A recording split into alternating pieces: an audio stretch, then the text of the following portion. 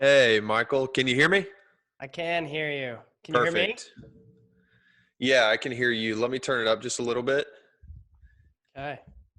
All right, how you doing, man? Brother, I'm good. How are you? Good. Hello from Louisville, Kentucky, all the way out to San Diego, right?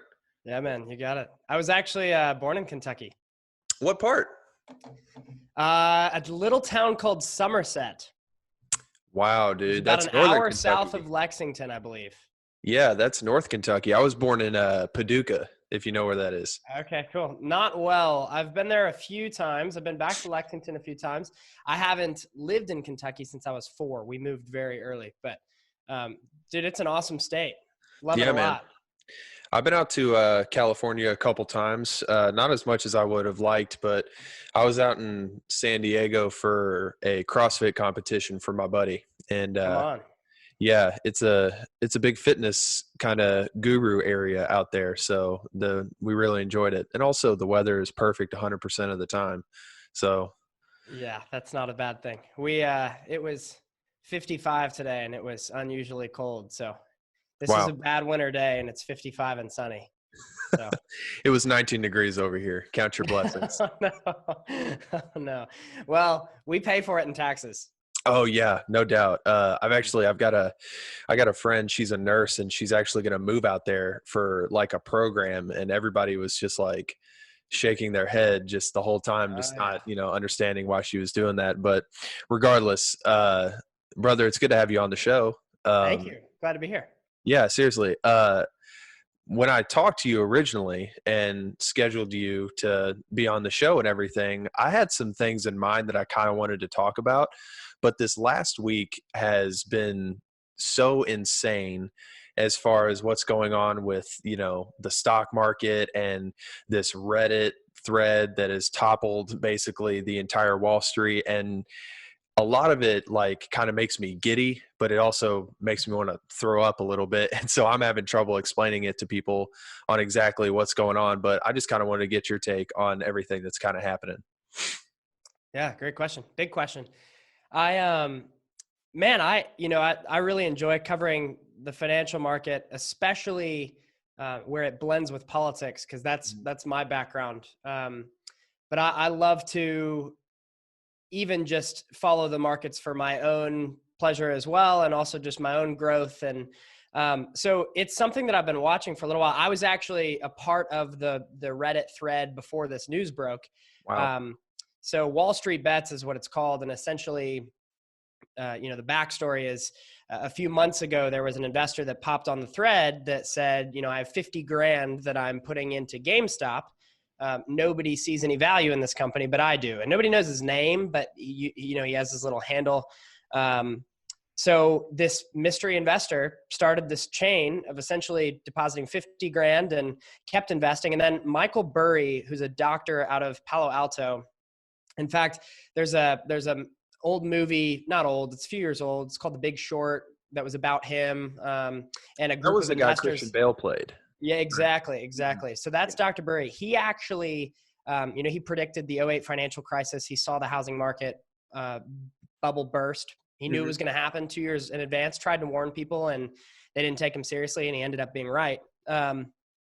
Wish a lot of people would have listened. But Yeah. Michael Burry actually was one of the early investors in GameStop. He said he saw value in the discs. He said, even though GameStop's a brick and mortar and their company is, likely going the way of a Blockbuster, for example, he believed that there was a lot of untapped potential in the fact that they had all these discs for a myriad of reasons. And then also the fact that, it was nearing holiday time, their sales would hopefully surge online. So anyways, they start this conversation and bring the value of GameStop up a little bit, enough to where a few hedge funds started paying attention, and they said, GameStop's going to go back down. We're going to short GameStop, which essentially means we're going to bet against it. We're going to bet on their failure. Yeah. And so a few weeks ago, somebody posted on this Reddit thread that the short position had been made public. So they said, hey, we just got wind, public knowledge, it's publicly accessible, that all of these different funds are way overextended. They're way out in front of their skis, and they're not going to be able to cover their short positions if the value of GameStop goes up anymore. So essentially what Reddit decided to do, this thread, which had about 2.2 million people on it at the time. Now it's about 4 million people. Wow. And they've had to continue moving around because their server dropped them, and that's a whole nother story. But they decided, you know what, let's squeeze them a bit, and let's all jump in together, and let's see some value in GameStop that nobody else does, and we're gonna kind of push this up a bit, the value of the company. And so, there were no formal investor advice given. So it wasn't a violation necessarily of market manipulation, but it was a group of essentially internet friends that decided, let's hold some of these hedge funds accountable. They don't like anybody else to play the game, but maybe we should jump in and see if we can make some money off this as well, and let the cards fall where they may. So whether or not you agree with, every single motivation of all the people that invested on Reddit, some people were in for financial gain because they saw an opportunity to make some money, and a lot of people did over the last 72 hours. Some people were in to fight sort of an ideological crusade. And so the motivations were all over the board. But at the end of the day, we as Americans, a lot of us can't trust these hedge fund managers to ever be held accountable. So, for example, there was a big billionaire that came on CNBC back in March who said, hey, the value of hotels are about to fall. And he kind of said, the sky is falling. This is all over. Everybody get out of hotel stock, sell your stuff while you still can. Well, a week later, when everybody was sold, he jumped back in and bought up all the stock for cheap, and basically created his own little market manipulation, and he got away with it with no accountability. So, all that to say, it's been a chaotic week, but there are a lot of people that bought in at GameStop when it was $4.50 a share, and last night it almost hit 500. So, Oh my gosh! For those that held on, it's been a wild week, and the total position lost. So the total amount of sales that anybody who tried to short GameStop, the total amount of money they lost in short sales is $70 billion as of a few hours ago. So. Good grief. So this all sounds, though, like perfectly legal from everything that I've seen. Like, it just happened to be a Reddit thread the size of the tribe of Israel, and basically they decided they were going to do something that's perfectly legal. So why in the world is Robinhood, no less, out of all the platforms, delisting these ticker symbols and holding off on these trades? Do you know anything about this? Yeah. So last night, the day ended, and there was some after hours trading going on.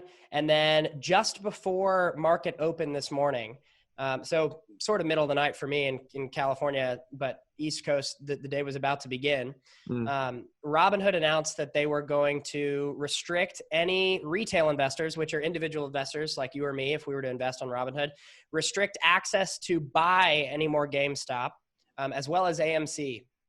And that was the other company that people were playing around with, AMC, Nokia, BlackBerry as well. But GameStop was the big one. And Robinhood essentially said, we're going to restrict all your trading. And the reason at the time is because they said there's too much high market volatility, and we want to protect our investors. But in reality, what they did is leave millions of retail investors out to dry, where their only option was to sell their position. Yeah. Well, if you're a retail investor, that's an awful position to be in. And ultimately what they did is they triggered sort of a panic sell.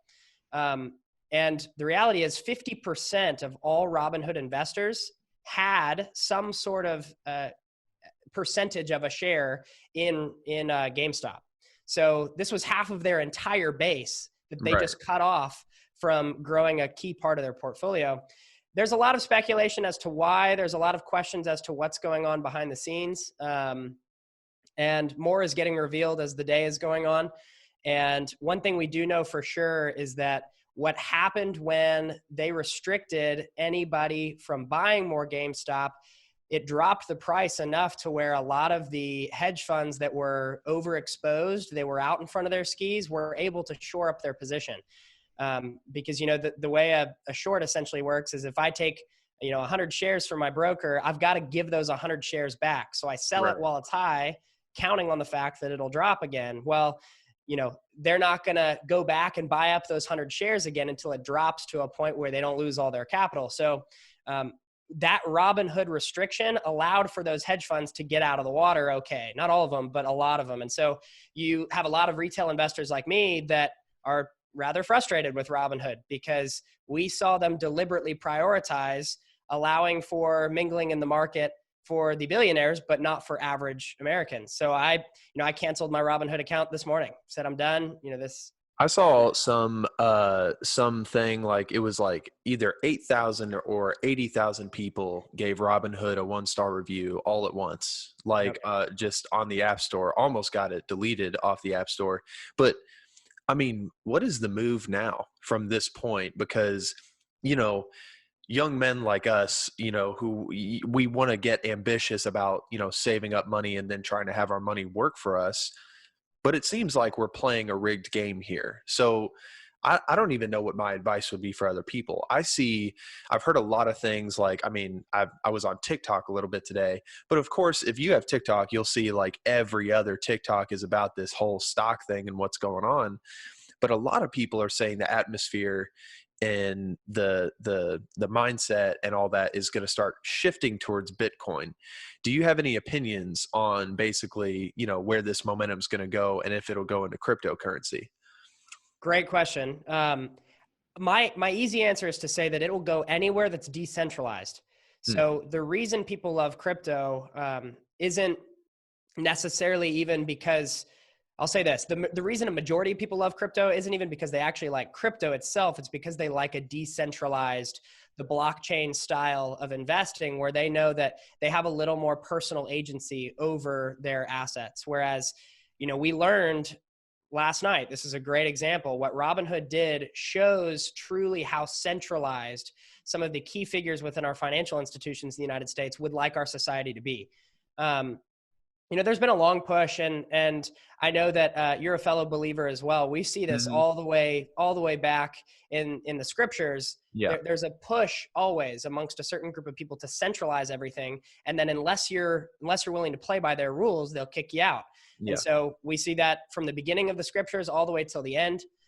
We know the book of Revelation obviously talks a lot about centralized economies. And then if you are not ideologically on the same page, they will essentially exclude you from being able to participate. Right. What people love about Bitcoin, for example, is that it's a decentralized asset that's not controlled by a central government or a central bank. So my answer is 100% people are flocking to Bitcoin. I think it's a good idea if you know what you're doing. Right. This isn't formal investment advice, but I do think that as much as we can decentralize, not only in finance, but also even in data. I mean, one thing that's huge right now is getting a VPN, making sure that you own as much of your data as possible. That way, when you're browsing the internet, if you're ever using a service and Mm-hmm. it doesn't cost you anything, you are the product essentially, Yeah. because you have people utilizing your data for their own financial gain. And so, a lot of this stuff was sort of, I don't know how I'd word it, speculation a few years ago. A lot of people wondering, if this would ever happen. And you had the few people that were willing to call it out early. Yeah. And those people kind of thought that they were doomsdayers. And now we're here. And I think people are realizing more than ever that, wow, Bitcoin or Ethereum, which is essentially the silver alternative to Bitcoin, Yeah. which is sort of considered a gold.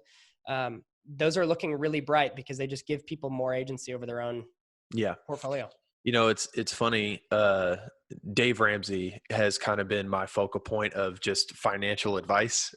And, Love for it. like years upon years, he has just kind of religiously talked about how cryptocurrency is just going to bite you in the butt, and of course, to his defense, like his method is, doing the safest, most practical thing possible. But it just seems like we're getting a violent jerk into just kind of a culture now where this decentralized currency, uh, however it fluctuates and for whatever reason is going to become the norm. And so, yeah, you're right. I'm definitely going to be figuring out and studying on what it would look like to have a portfolio in that area. But with that being said, this talk of, like understanding now that our own markets are actually centralized, and they're centralized in a way that, they're gonna help out the person who can afford to make it work for them the most, right? With that being said, in the state of, this political atmosphere kind of shifting gears towards the new presidency and everything, what do you see for, and this is kind of a broader question, but what do you see for the first year of this new presidency, and how our government is going to be operating, not only apparently in our stock market now, but like in the markets all over, and just what it's going to look like for everybody and their wallets? Great question.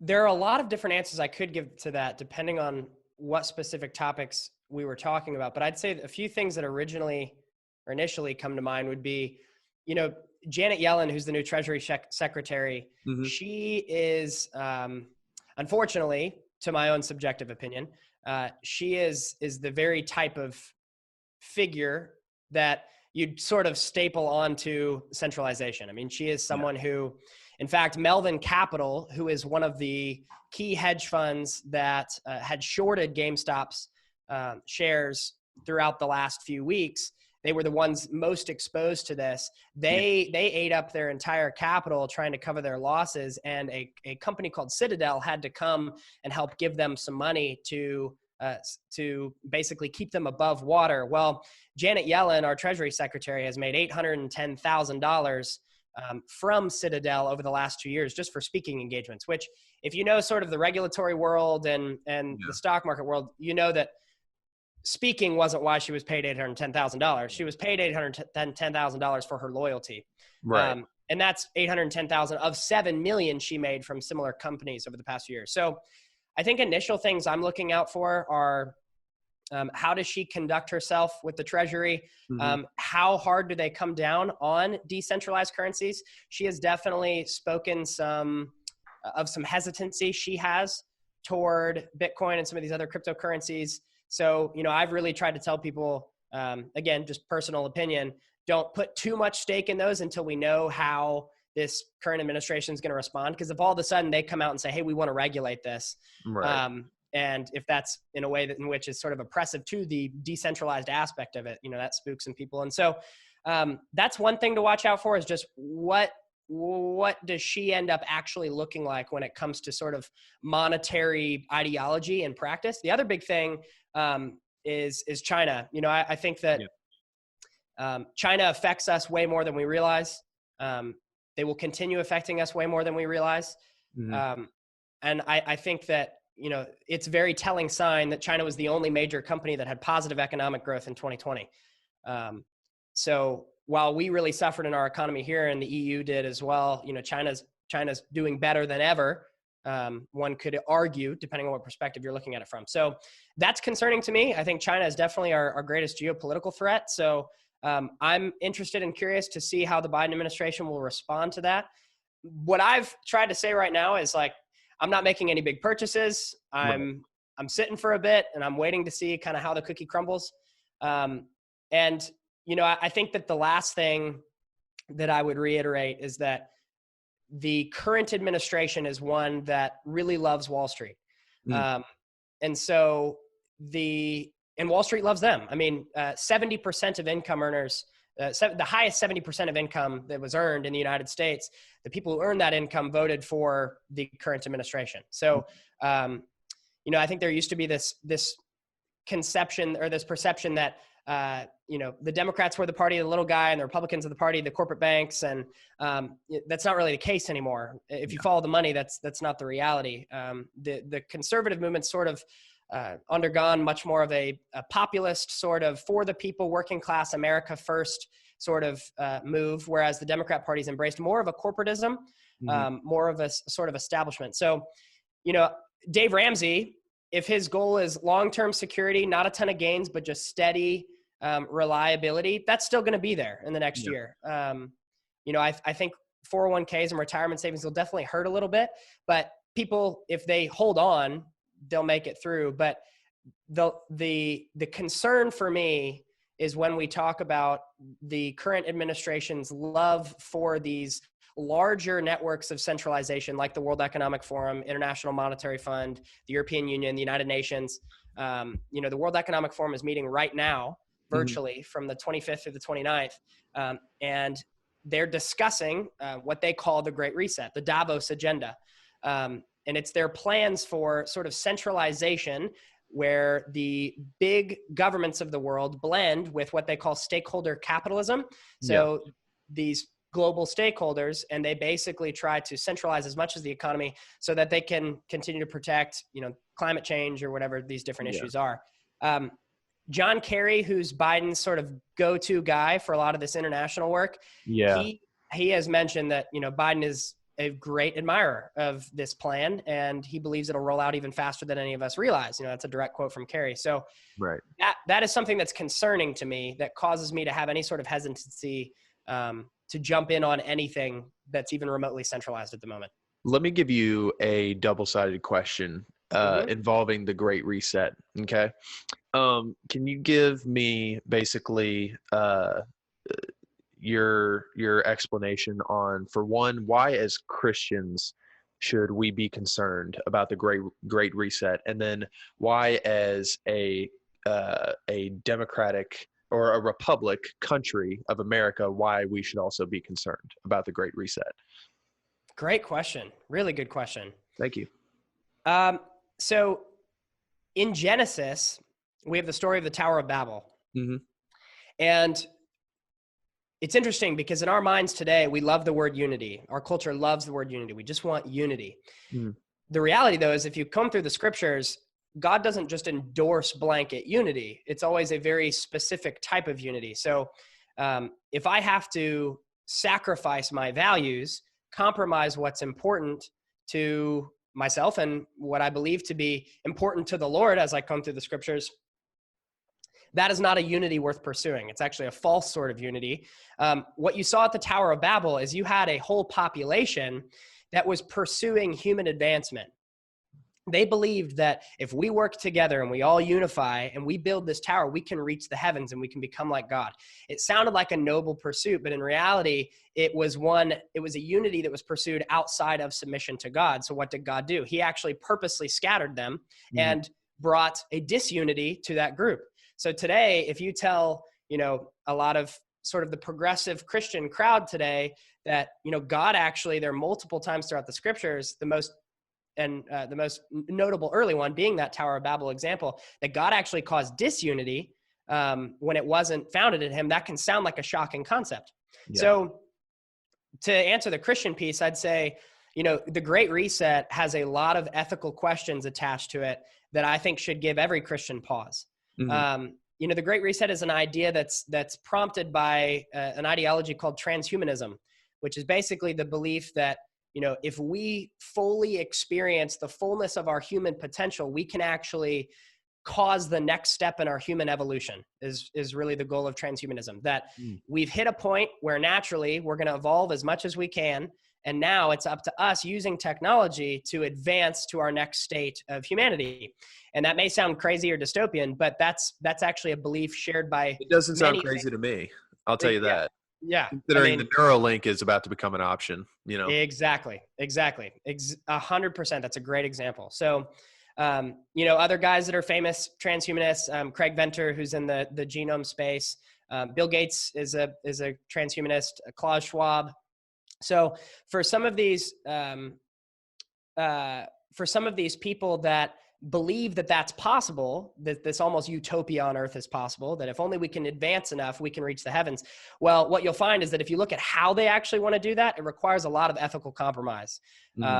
It requires a lot of turning your back on either the unborn. It requires a lot of turning your back on hardworking people. It requires a lot of turning your back on core tenets of faith, of gathering together based upon a similar faith in Jesus Christ. It requires a lot of compromise related to things like gender or sexuality.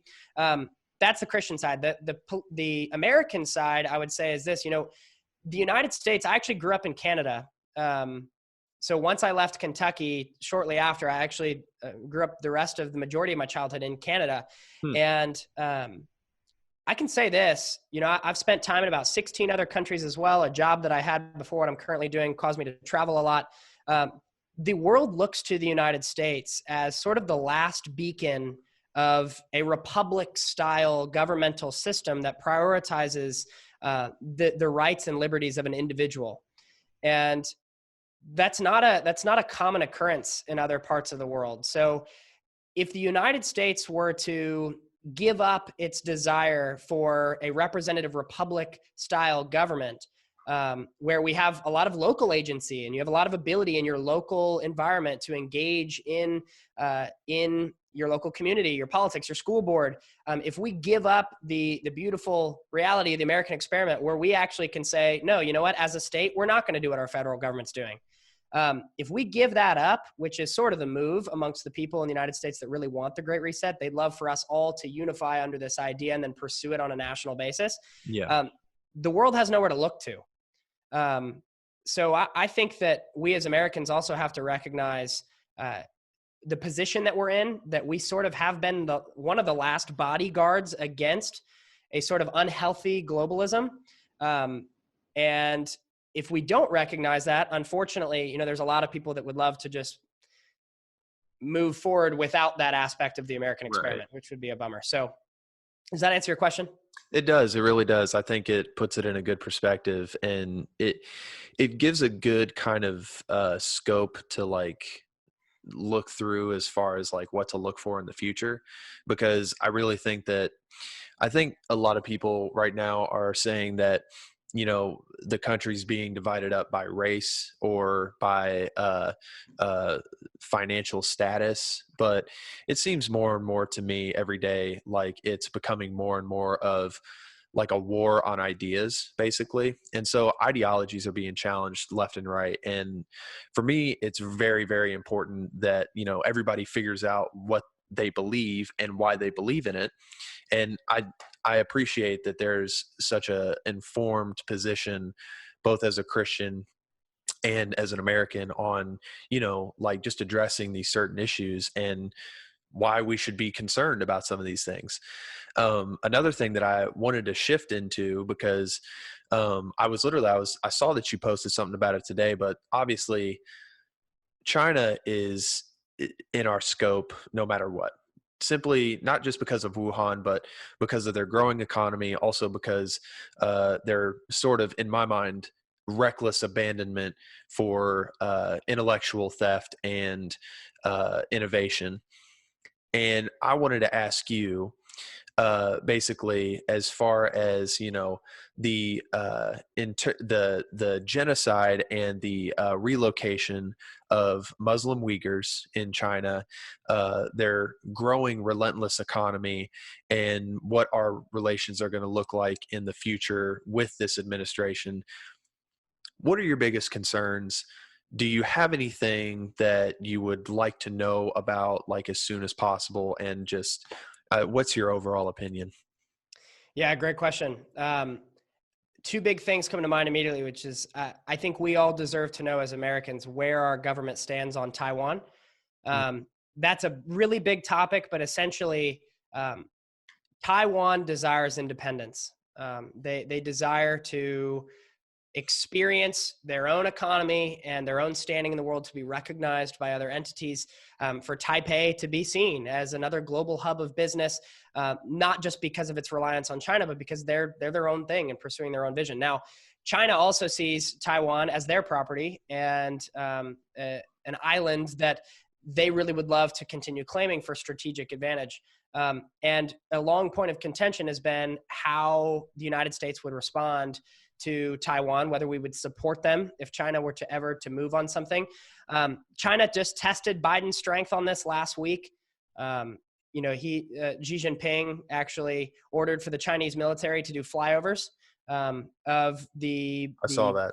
Yeah, exactly. So the airspace between China and Taiwan to sort of do an act of intimidation and almost test, what will Biden do?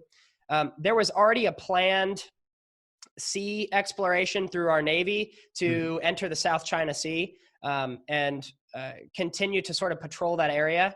And Biden allowed for that to continue, which is good news. But I'm unfortunately not hopeful when it comes to Biden's stance on Taiwan, because he had 8 years as a vice president, where he kind of abused that relationship honestly, and kowtowed more to the Chinese regime than to Taiwan. The other big piece is Hong Kong. The security law that China has passed over Hong Kong in the last year to suppress any sort of freedom of speech, freedom of expression. That matters a lot to the world, because Hong Kong's a major player on the global stage. And, they were supposed to be sort of a one country, two systems idea, where Hong Kong has some freedom and China's just trampled all over that.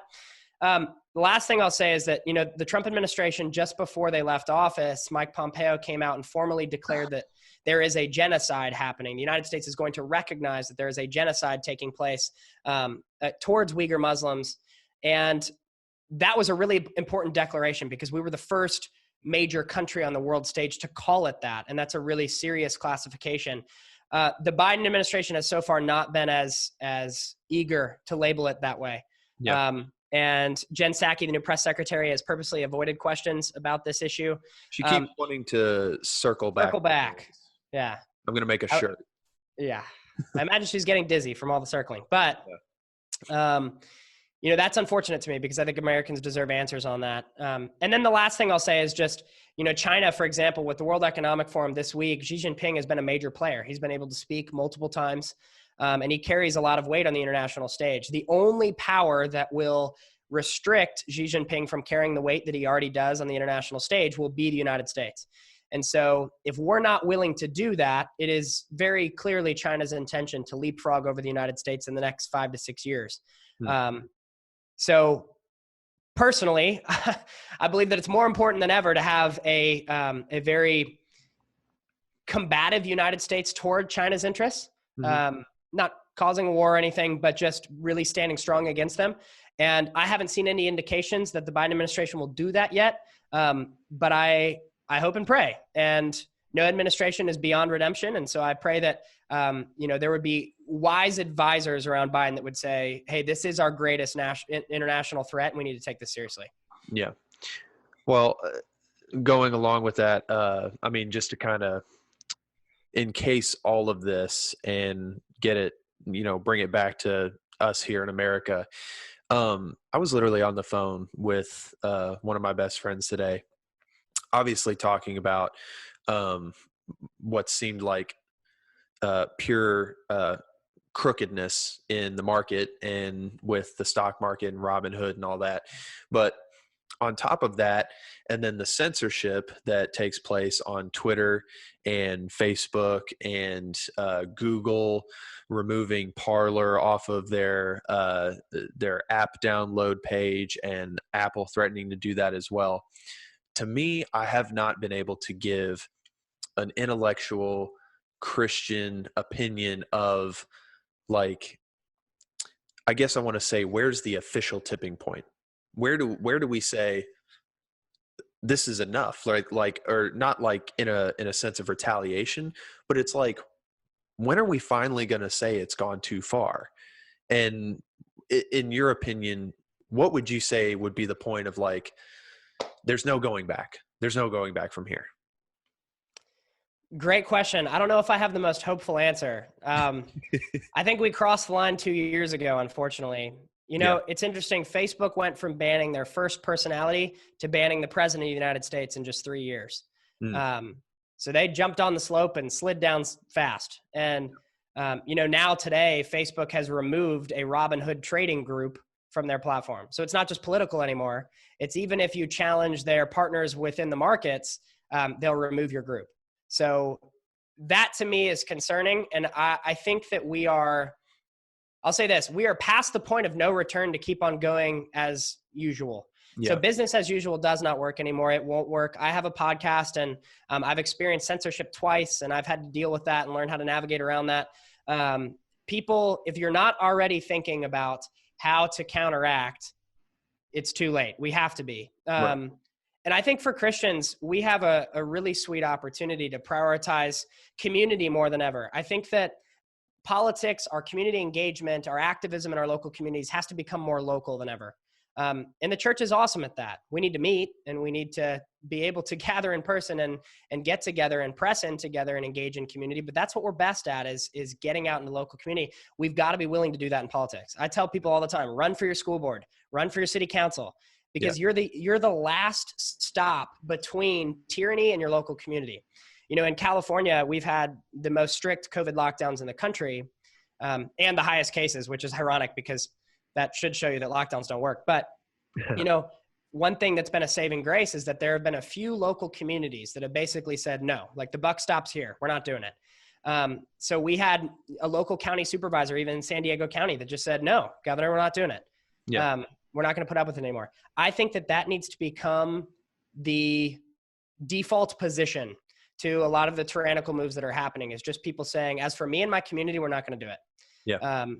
We'll if it infringes upon what we believe God is calling us to do, it's not for us.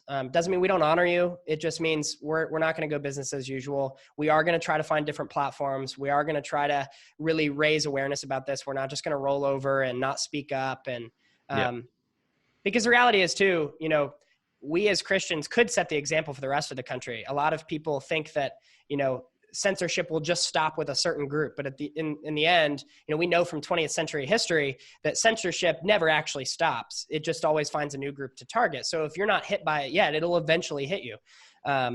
So yeah, I've told Christians, stand up, pastors talk about it, people have conversations. Even if you disagree with people, talk about it, because we're not going to get anywhere unless we're willing to have the conversation, you know? Absolutely. Well, brother, I know that we're pressed for time. I wish we could add more time, but I've enjoyed every second of this. Thank you. Me too, I'll man. tell you one thing. My buddy actually recommended me to you out here in Kentucky. So your podcast is being played out here, and that's awesome. it's very well received. He actually described you as the Christian Ben Shapiro. So I just want to let you know I believe we him. both talk fast. Yeah. Well, brother, before we wrap this up and everything, tell my audience where they can find you. Just plug your content real quick so that everybody can refer to you and stuff. And Yeah, man. Thank you. So the podcast that I host is twice weekly, Tuesdays and Thursdays. It's called Refining Politics and Culture. So Refining Politics and Culture. You can find that Apple, Spotify, wherever you find podcasts. You can head to my website, refiningpoliticsandculture.com. And then I'm also heavily on Instagram at Real Michael Seifert, where I post the news daily and a lot of my thoughts on the current events of what's currently happening, just trying to inform people of what's going on, both here in the United States and then around the world as well. So my name's Michael Seifert, Refining Politics and Culture. Yeah, there you can find me. Perfect. Well, Michael, thank you so much for being on the show. I look forward to talking to you again. This was awesome. And I know that my audience is going to be, really impressed and blessed to hear what you had to say. So thank you. Oh, that's awesome, man. The honor's all mine. I really, really appreciate it, man. And look forward to doing this again. Absolutely.